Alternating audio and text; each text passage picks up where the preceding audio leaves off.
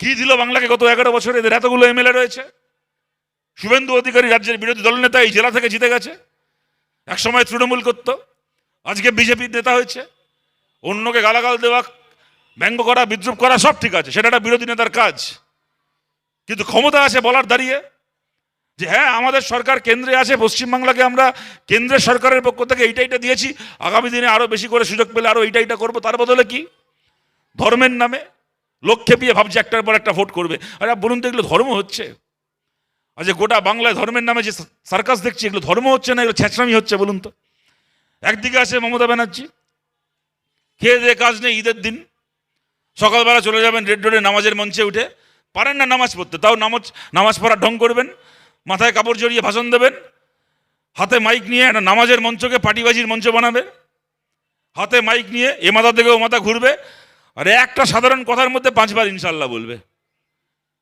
আমি বিশ্বাস করুন, জীবনে অনেক মৌলভী সাহেবকে দেখেছি, অনেক মৌলানা, অনেক হাজি সাহেবকে দেখেছি, অনেক ধার্মিক মুসলমান মানুষকে দেখেছি। আমি জীবনে কখনো কাউকে দেখিনি সাধারণ একটা কথা বলার সময় 5 বার জোর করে ইনশাল্লাহ বলতে। মমতা ব্যানার্জি কেন বলেন? ও মনে মনে হিসাব করা আছে, মঞ্চে দাঁড়িয়ে একবার করে ইনশাল্লাহ বলে আর মনে মনে হিসাব করে, এই যে আমি একবার ইনশাল্লাহ বললাম, আমার 5টা মুসলিম ভোট বাড়লো তো। এরা রাজনীতি না ছেঁচড়ামি বলুন তো এইগুলো? আর অন্যদিকে আছে শুভেন্দু অধিকারী, লোকে চাকরি বাকরি পাল্টায়, লোকে ব্যবসা পাল্টায়, এ দল পাল্টেছে। কোনোদিন চাকরি পাল্টালে কারো ধর্ম পাল্টে যায় শুনেছেন? এ যে কদিন তৃণমূল করতো, এর থেকে বড় মুসলমান কেউ ছিল না। টিপু সুলতান মসজিদের ইমাম সাহেবের সঙ্গে বসে ওখানে নামাজ পড়তো, তারপর শাহাবুদ্দিন বলে কে আছে ওর পাড়ায়, তার বাড়িতে গিয়ে নাকি 3 বাটি গরুর মাংস খেত। আপনারাই দেখেছেন, ওর বন্ধুরাই বলে। যখন তৃণমূল করতো, টিপু সুলতান মসজিদের সঙ্গে ইমামের সাথে নামাজ পড়ে 3 বাটি গরুর মাংস খেত। এখন সে বিজেপিতে হয়ে চলে গিয়ে হয়ে গেছে সনাতন। এখন গলায় গামছা নিয়ে বলে, এখন গলায় গেরুয়া পরে বলে আমি রামনবমীর মিছিল করব, কপালে তিলক কেটে হরে রাম হরে কৃষ্ণ করে। সে আবার লোককে আবার কে দেশপ্রেমী কে দেশদ্রোহী সার্টিফিকেট দেয়। পেহেলগামে জঙ্গি হামলা হয়েছে, আমাদের 26 জন ভারতবাসী মারা গেছে। পরের দিন থেকে শুভেন্দু অধিকারী বিধানসভার সামনে গিয়ে বলছে দেখুন ব্যাগে করে কি এনেছি। ভাবলাম কি এনেছে রে ভাই? ভাবলাম বোধহয় সন্ত্রাসবাদীরা। সেদিন থেকে আমরা বলছি যে পেহেলগামে আসলো, লোকে ঢুকলো, মেরে চলে গেল আমাদের 26 জন ভারতীয়কে। জঙ্গিরা কোথায় চলে গেল কেউ খুঁজে পেল না, খুঁজে পাওয়া যাচ্ছে না। হঠাৎ শুভেন্দু অধিকারী বিধানসভার বাইরে বলছে এ দেখুন ব্যাগে করে কি নিয়ে আসে। বললাম কি ব্যাগে করে ও জঙ্গিগুলোকে ধরে এনেছে নাকি? বললাম ব্যাগ থেকে বোধহয় জঙ্গিগুলো বেরোবে। ও মা, দেখছি পাকিস্তানের পতাকা বার করছে, 1 2 3 4 করে গুনছে, 26টা পতাকা। ব্যাগ থেকে 26খানা পতাকা বার করেছে পাকিস্তানের, করে বলছে পাকিস্তানকে জব্দ করব। কি জব্দ করবে? বলছে পতাকাগুলোকে এবার আমি এখানে পোড়াবো। চিন্তা করুন কত বড় ভাঁড় হতে পারে একটা লোক। ওরা আমাদের 26টা মানুষকে মেরে গেল, এই 26টা ন্যাকড়া পোড়াবে, তাতে নাকি পাকিস্তান জব্দ হয়ে যাবে। আর আমি আপনাদেরকে বলছি, দেখুন আমার 39 বছর বয়স হলো। এখানে আপনারা অনেকে আছেন, আপনাদের বয়স আমার থেকেও বেশি দিন দেখছেন। আপনি কোনোদিন ভারতের কোনো বাজারে পাকিস্তানের পতাকা বিক্রি হতে দেখেছেন? ভারতের পতাকা পাওয়া যায়, আমি দেখি ফুটবল ওয়ার্ল্ড কাপের সময় ওই অনেকে আর্জেন্টিনার সাপোর্টার আছে আমাদের এখানে, অনেক ব্রাজিল সাপোর্টার আছে, ব্রাজিল আর্জেন্টিনার পতাকা পাওয়া যাচ্ছে, প্যালেস্তাইনের পতাকা পাওয়া যায়। যখন আমরা প্যালেস্তাইনের প্রতি সংহতি জানিয়ে মিটিং করি, মিছিল করি, প্যালেস্তাইনের পতাকা আমাদের ভারতে বলে না গোটা পৃথিবীতে পাওয়া যায়। প্যালেস্তাইন এত বছর ধরে আক্রান্ত একটা দেশ, তার হয়ে দেশে দেশে মিছিল হয়, মিটিং হয়। কিন্তু আপনারা কে দেখেছেন আমি জানি না, বিশ্বাস করুন আমি আমার জীবনে আজ পর্যন্ত কোনো দিন কোনো বাজারে কোনো দোকানে কোথাও কোনো দিন পাকিস্তানের পতাকা বিক্রি হতে দেখিনি। পাকিস্তানের পতাকা যে ভারতে পাওয়া যায় আমার ধারণা ছিল না। এই প্রথম আমি দেখলাম একটা লোকের কাছেই ভারতে পাকিস্তানের পতাকা থাকে, তাদের শুভেন্দু অধিকারী। তার ব্যাগ থেকে 26টা পতাকা বেরোচ্ছে। সে আবার পতাকা পুড়িয়ে আমাদেরকে বলছে ও দেশপ্রেমী, আমরা দেশদ্রোহী। মানে আপনাদের বলছি, এই শুভেন্দু আমাদেরকে কি দেশপ্রেম আর কি পতাকা শেখাবে? এই শুভেন্দু অধিকারীর হাতে একটা সময় ছিল কংগ্রেসের পতাকা। তৃণমূল থেকে ভালো অফার করলো, ভালো মাল করে দিল, কংগ্রেসের পতাকা বেচে দিয়ে হাতে তৃণমূলের পতাকা তুলে নিল। তারপর বিজেপি থেকে ভালো মাল করে দিল, ও তখন হাতে তৃণমূলের পতাকাটাকে ফেলে দিয়ে বিজেপির পতাকা তুলে নিল। এই শুভেন্দুর হাতে আজকে আছে ভারতের পতাকা, কালকে যদি পাকিস্তান থেকে ভালো মাল করি দেয়, এ ভারতের পতাকা ফেলে দিয়ে কালকে পাকিস্তানের পতাকা তুলে নেবে। আমরা যারা কমিউনিস্ট পার্টি করি, আমরা কোনোদিন আমাদের হাতের লাল ঝান্ডা বিক্রি করিনি, আমরা কখনো ভারতের তেরঙ্গা পতাকাও বিক্রি করব না। যে পতাকার জন্য লড়াই করেছে আমাদের দেশে আমাদের আগের প্রজন্ম, সেই পতাকার জন্য আমরা জীবন দিতে পারি। এই শুভেন্দুর মতো 420-দের কাছ থেকে আমাদেরকে দেশপ্রেম শিখতে হবে না। কিন্তু এই রাজনীতি আমাদেরকে কি দিচ্ছে বলুন তো? আজকে বিজেপি যখন পশ্চিমবাংলায় 14-15 সালের পর থেকে কেউ বাংলায় বিজেপির নাম শোনেনি, মমতা ব্যানার্জি এই রাজনীতি শুরু করলেন পশ্চিমবাংলায়, মেরে মেরে বামপন্থীদেরকে শেষ করলেন, কংগ্রেসকে শেষ করলেন। তার বদলে বিজেপিকে এনে বসিয়ে দিয়ে বাংলার, বিশেষ করে বাংলার, উনি জানেন 30% মানুষ বাংলায় ধর্মে মুসলমান, তাদেরকে গিয়ে বললেন দেখো বাংলায় বামপন্থীরা দুর্বল হয়ে গেছে, কংগ্রেস দুর্বল হয়ে গেছে, এখন বাংলায় খালি আমরা আছি আর উল্টো দিকে বিজেপি আছে, এখন আমাদেরকে ভোট দিলে দেবে, যদি আমরা হেরে যাই তাহলে বিজেপি চলে আসবে। এই রাজনীতি করলেন পশ্চিমবাংলায়। আর বিজেপির কিভাবে ভোট বাড়লো? 14 সালে মোদী প্রধানমন্ত্রী হলো, তারপর থেকে আপনারা দেখে আসছেন বিজেপির নেতারা এসে বলে না সিপিএমকে দিয়ে হবে না, সিপিএম ভালো, এরা সৎ, সব কিছু ঠিক আছে, একসময় রাজ্য চালিয়েছে, কিছু ভালো কাজ করেছে, কিছু খারাপ কাজ করেছে, তৃণমূল আরও খারাপ। কিন্তু আজকে বিজেপি, আমরা ক্ষমতায় আছি, আমাদের হাতে ইডি আছে, আমাদের হাতে সিবিআই আছে, আমাদের হাতে মিলিটারি আছে, প্যারামিলিটারি আছে, আমরা পারবো মমতা ব্যানার্জিকে সাহায্য করতে, আমরা পারবো মমতা ব্যানার্জিকে জব্দ করতে। কেমন সাহায্য করছে, কেমন জব্দ করছে তার নমুনা আপনারা শুনলেন। পরিতোষ বলছিল, ইব্রাহিম বলছিল ইডির অফিস থেকে ফাইল নিয়ে চলে যাওয়ার কথা, আমি সেই কথার মধ্যে নতুন করে যাচ্ছি না, কিন্তু আমি আপনাদেরকে এইটা বলছি, আমরা বামপন্থীরা অনেকদিন ধরে বলে এসেছি বিজেপির আর তৃণমূলের মধ্যে বোঝাপড়া রয়েছে। তা যদি না থাকতো তাহলে ইডিকে সিবিআইকে কোনো বাড়তি কাজ করতে হতো না, কোনো বেআইনি কাজ করতে হতো না। শুধুমাত্র ইডি সিবিআই যদি আইন মেনে, নিয়ম মেনে নিজেদের দায়িত্বটুকু পালন করত, যে কাজটা ওদের করার কথা, কোনো দলের হয়ে দালালি করতে হতো না, একদম সৎভাবে ইডি সিবিআই নিজের কাজটুকু করত, তাহলে পিসি ভাইপো সহ গোটা তৃণমূল জেলের ভেতর পৌঁছত। তা হচ্ছে না, কারণ ওদের মধ্যে বোঝাপড়া আছে। কথা অনেকদিন ধরে আমরা বলেছি, নিশ্চয়ই অনেকের মনে হয়েছে যে ঠিক আছে সিপিএম এটা বলছে, সিপিএমের এটা বলার পেছনে নিজের স্বার্থ আছে, তাই ওরা বলছে, অনেকে বিশ্বাস করেননি। আজকে আপনাদের বলছি কোনো সিপিএম নয়, এখানকার সাংসদ অভিজিৎ গাঙ্গুলি, আজ থেকে 1 বছর আগে আপনারাই ভোট দিয়েছেন, এখানকার বহু মানুষ ভোট দিয়েছেন, ভোটে জিতে সাংসদ হয়েছেন। অভিজিৎ গাঙ্গুলি তার আগে যখন বিচারপতি ছিলেন, আমরা দেখেছিলাম বিচারপতির চেয়ারে বসে উনি অন্ততপক্ষে চেষ্টা করেছিলেন তৃণমূল কংগ্রেসের চুরির দুর্নীতির বিরুদ্ধে একটা ব্যবস্থা নেওয়ার। আমরা অবাক হয়েছিলাম, আমরা নিন্দা করেছিলাম, আমরা বিস্মিত হয়েছিলাম যখন আমরা দেখেছিলাম ওনার বিচারপতি হিসেবে চাকরি শেষ হওয়ার আগে উনি নিজের চাকরি থেকে ইস্তফা দিয়ে উনি হঠাৎ করে ভোটে লড়তে আসছেন। আমরা এই প্রশ্ন করেছিলাম যে আপনার হাতে সুযোগ রয়েছে, আপনি বিচারপতির যে চেয়ারে বসে আছেন, আপনি তৃণমূলের দুর্নীতি শেষ দেখে যেতে পারেন। এই সুযোগ সবাই পায় না, যে সুযোগ আপনি পেয়েছেন। এবং আমরা নিশ্চিত অভিজিৎ গাঙ্গুলি সম্পর্কে আর যে যাই বলুক, উনি চুরি করেছেন, দুর্নীতি করেছেন আমরা শুনিনি কখনো বিচারপতি হিসেবে। ওনার ব্যক্তিগত সততা নিয়ে কেউ কখনো প্রশ্ন করতে পারেনি। তা আপনি নিজে সৎ মানুষ, আপনার সঙ্গে রাজনৈতিক ব্যাপারে আমাদের দুটো চিন্তাভাবনা না মিলতে পারে, কিন্তু আপনি নিজে সৎ মানুষ। আমাদের দেশে বিচারপতির কি ক্ষমতা আমরা সবাই জানি, তাকে প্রধানমন্ত্রী, মুখ্যমন্ত্রী সবাই ভয় পায়। বিচারকের চেয়ার আমাদের দেশে এত শক্তিশালী চেয়ার, আপনার সেই ক্ষমতা রয়েছে, আপনি তৃণমূলের শেষ না দেখে কেন এটা করছেন? কিন্তু ওনার তখন মনে হয়েছিল বিচারপতির চেয়ারে বসে বোধহয় যে কাজ যতদূর উনি করতে পারবেন, তৃণমূলের বিরুদ্ধে ব্যবস্থা নিতে পারবেন। উনিই বলেছিলেন ইন্টারভিউ দিয়ে, সত্যি বলেছিলেন মিথ্যে বলেছিলেন জানি না, সত্যি উনি তৃণমূলের বিরুদ্ধে ব্যবস্থা নেবেন বলে রাজনীতিতে এসেছিলেন, নাকি কয়েক মাস পরে রিটায়ারমেন্ট হয়ে যাবে তারপরে কি করব, তার বদলে এখন এমপি হয়ে যাই তাহলে আরও কয়েক বছর সরকারি মাইনে পাবো, কী জন্য এসেছিলেন জানি না।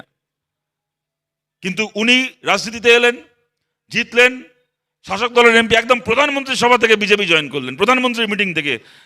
এই মেদিনীপুরের বুকে আপনাদের মনে আছে, প্রধানমন্ত্রীর মিটিং থেকে বিজেপি জয়েন করলেন, তিনি এমপি হলেন। সেই অভিজিৎ গাঙ্গুলি এখানকার এমপি এখন বাড়িতে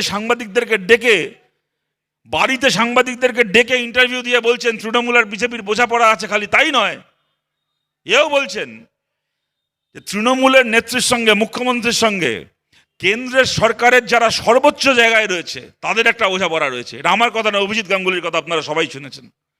অভিজিৎ গাঙ্গুলি সহ বিজেপি সাধারণ কর্মী সমর্থকদেরকেও বলছি, যারা এর আগে বিজেপিকে ভোট দিয়েছেন, আপনাদের বিরুদ্ধে আমাদের লড়াই নয়। যেমন তৃণমূলের কোনো সাধারণ কর্মীর বিরুদ্ধে আমাদের লড়াই নয়, আমাদের লড়াই তৃণমূলের কতগুলো চোর নেতার বিরুদ্ধে। এই জেলাতেই অখিলগিরি সৌমেন মহাপাত্রদের মতো এখন যে কটা তৃণমূলের চোরগুলো থেকে গেছে, এর আগে শুভেন্দু শিশির অধিকারীরা ছিল, এই চোরগুলোর বিরুদ্ধে আমাদের লড়াই। সেরকম বিজেপি কোনো সাধারণ তৃণমূলের যে দেওয়ালে পোস্টার লেখে যে মিটিং করে মিছিল করে কোনো সাধারণ তৃণমূল সমর্থক, সে আমাদের শত্রু নয়। তেমন বিজেপির কতগুলো লোক যারা রাজনীতি করতে এসে ধর্মের নামে দাঙ্গা করে, ভাই ভাই অশান্তি লাগায়, আমাদের লড়াই সেই সমস্ত বিজেপির নেতাদের বিরুদ্ধে। কোনো সাধারণ বিজেপি সমর্থক আমাদের শত্রু নয়। সাধারণ বিজেপি সমর্থকদেরকেও বলছি, অভিজিৎ গাঙ্গুলিকেও বলছি, যদি আপনি ভেবে থাকেন, যদি আপনারা বুঝে থাকেন, যদি আপনাদের মনে হয়ে থাকে যে তৃণমূলের সঙ্গে বিজেপির বোঝাপড়া রয়েছে, ওই বোঝাপড়া নিয়ে কপাল চাপড়ে কি হবে? কদিন আর কপাল চাপড়াবেন?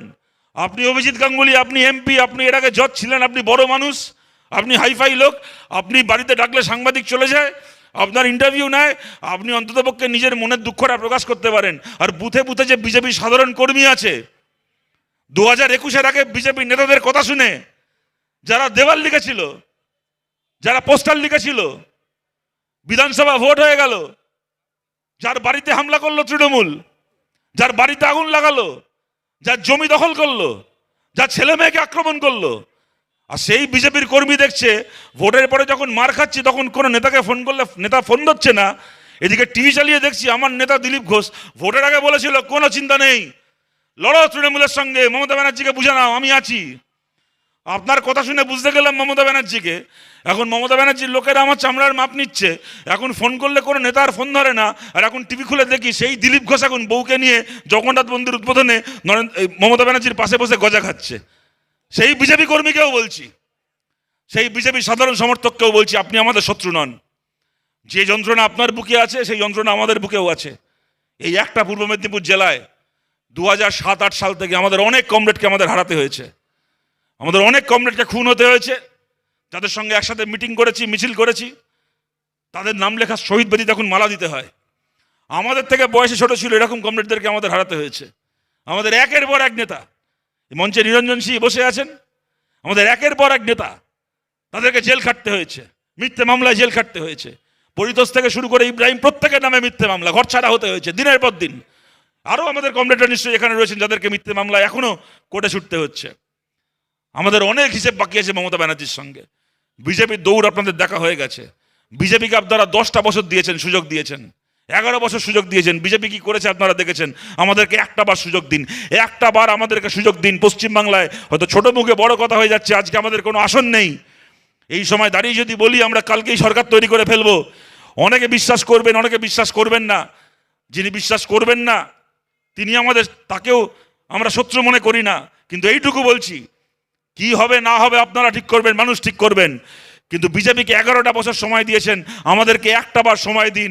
যদি পশ্চিমবাংলার গত 10-15 বছরের তৃণমূলের আমলে চুরি দুর্নীতি তদন্ত করার সুযোগ একবার আমরা পাই, ওই পিসি ভাইপোকে আমরা জেলের ভাত খাওয়াবো, মমতা ব্যানার্জিকে, অভিষেক ব্যানার্জিকে আমরা জেলে ঢোকাবো। কোনো সেটিং, কোনো বোঝাপড়া, কোনো আন্ডারস্ট্যান্ডিং করে ওই পিসির 14 গোষ্ঠী বাঁচতে পারবে না। মমতা আর অভিষেককে জেলের ভাত খাওয়াবো আমরা, যদি আপনারা আমাদেরকে সেই সুযোগ দিয়েছেন।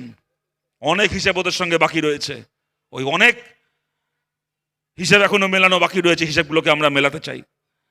যে পথে বাংলা চলছে, মমতা ব্যানার্জির এই যে রাজনীতি, যেটা আমি এর আগেও বলছিলাম, একটা করে ভোট আসবে বিভিন্ন এলাকায় গিয়ে, দুটো কথা, এক, আমি হেরে গেলে বিজেপি চলে আসবে তাই মুসলমান আমাকে ভোট দাও, আর 2, আমি হেরে গেলে সমস্ত সরকারি প্রকল্প বন্ধ হয়ে যাবে। আমি আপনাদের বলছি, কিছু বাকি আছে বলুন তো মমতা ব্যানার্জির আমলে পশ্চিমবাংলায় বিজেপির আসতে?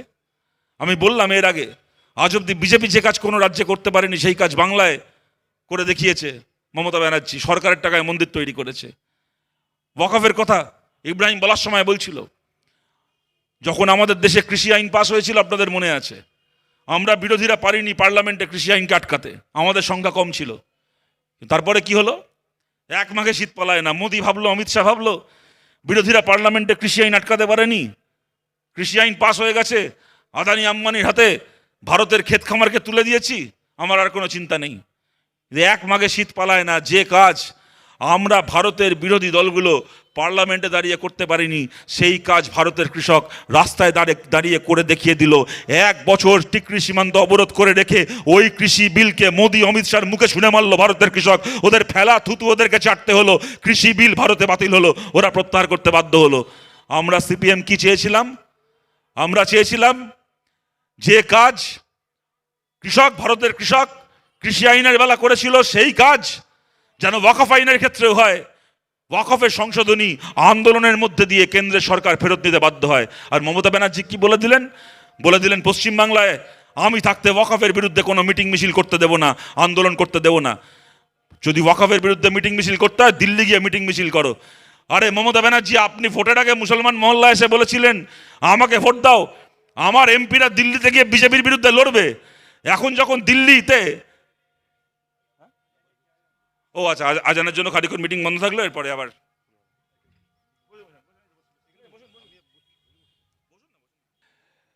ভোটের আগে মুসলমান মহল্লায় গিয়ে বলবেন আমাকে ভোট দাও, আমার এমপিরা দিল্লিতে গিয়ে বিজেপির বিরুদ্ধে লড়বে, মোদির বিরুদ্ধে লড়বে। আর মোদির সরকার যখন ওয়াকফের সংশোধনী পাস করাবে, তখন বাংলার সাধারণ মুসলমানকে বলবে তোমরা বাংলায় মিটিং মিছিল করতে পারবে না, লড়ার থাকলে ওয়াকফের বিরুদ্ধে দিল্লিতে গিয়ে লড়ো। আরে আমাকে যদি ওয়াকফের বিরুদ্ধে লড়ার জন্য টিকিট কেটে এখান থেকে দিল্লি যেতে হয়, তাহলে আমার ভোটে তৃণমূলের যে এমপিগুলো দিল্লিতে গেল, তারা কি দিল্লিতে গিয়ে সেলফি তুলে ফেসবুকে পোস্ট করার জন্য তারা দিল্লিতে গিয়ে এমপি হয়েছে?